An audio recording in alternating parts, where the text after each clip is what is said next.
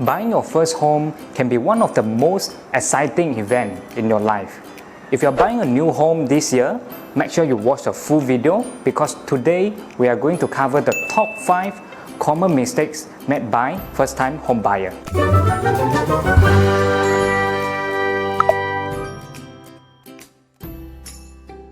The first mistake that many first-time home buyers make is not checking their loan before they go ahead and look for their property. This is very dangerous, and it is like you go for shopping with a credit card without knowing its limit. You don't know how much you can afford. It reminds me of one of my clients who told me that he has been looking for a property for almost 1 year time. Every weekend they spend time visiting gallery and different properties.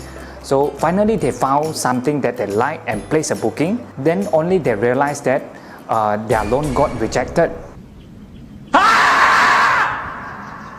So for him, this is a total waste of time and effort for the whole year. So if you are just started your property search or planning to start your property search, I would suggest you to look for your mortgage specialist and check for your loan feasibility first before you go ahead and look for the property. The second mistake many first-time home buyers make is setting an unrealistic goal for their first-time purchase. Most of the time, people buy their first home at about 28 years old to 33 years old, where they are not at the peak of their income yet. To work with a certain price range, sometimes the property that you can afford might not fulfill all of your requirements. So in this case, it's very important for you to figure out what are your priorities and make certain necessary compromise. For example, if location is very important for you, then you can choose property in the city area close to your working place, but the size might be smaller. Or if you think that the size is very important for your family, then you might need to travel further to your working place. In another case, some people might say, let's say they can only afford a 500,000 ringgit home right now, but their dream home is worth 800,000. So they will wait until their income increase and buy the dream home. There's nothing wrong with this concept, just that you need to bear in mind that over the time your income will increase.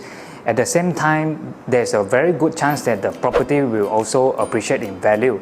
So we can refer to the NEPIC data for Malaysia Property Price Index for the past 28 years.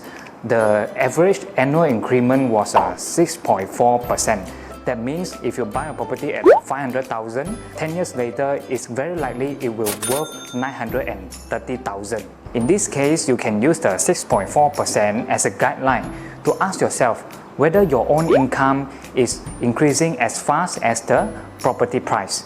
Or alternatively, you can settle down with the property that you can afford now. Let's say 5 to 10 years later, when you're doing better with your career and you're making money from the existing property, then you can sell the property and upgrade to a better and bigger house. The third common mistake is they are unaware of the hidden cost of owning a property.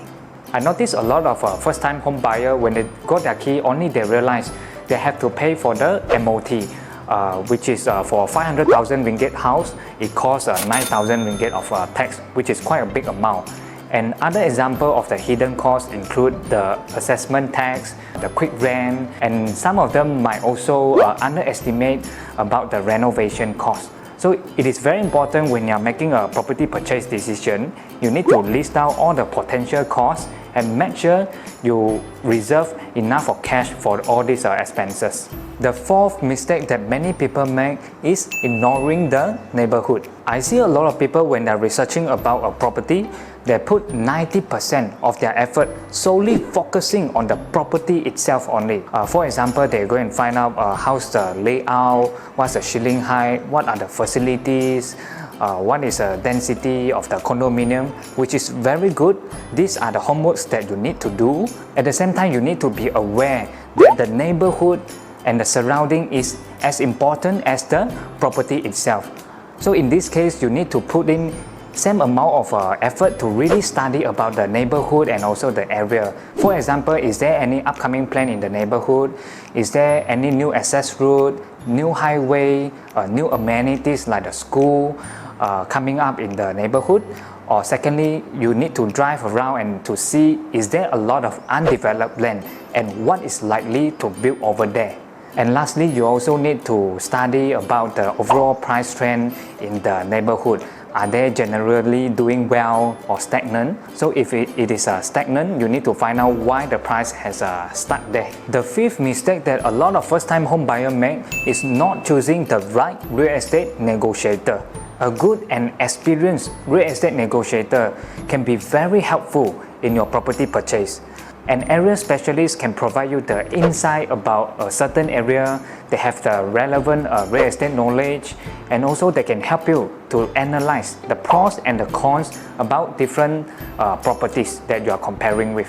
When you are looking for a real estate negotiator, you need to study about his background. For example, you need to understand what location that the negotiator focuses. If you are looking for Mont Kiara properties, make sure you engage with a Mont Kiara specialist. And secondly, you also need to research about the reputation of the negotiator, or even better, if any of your friends is a happy client of the negotiator, you can get them to recommend to you. And most importantly, you have to make sure that the negotiator is legally registered with the board and has a rent tag with him. Alright, so now that we have covered the top 5 common mistakes that made by first-time home buyer, if you need help in looking for new property in Kuala Lumpur, feel free to give me a call. My name is Wen Xiang, a registered real estate negotiator from Fortress Real Estate, and I will be happy to assist in your property search. If you find this video helpful, feel free to subscribe to my channel for more property tips and home tour video. I will see you in the next video.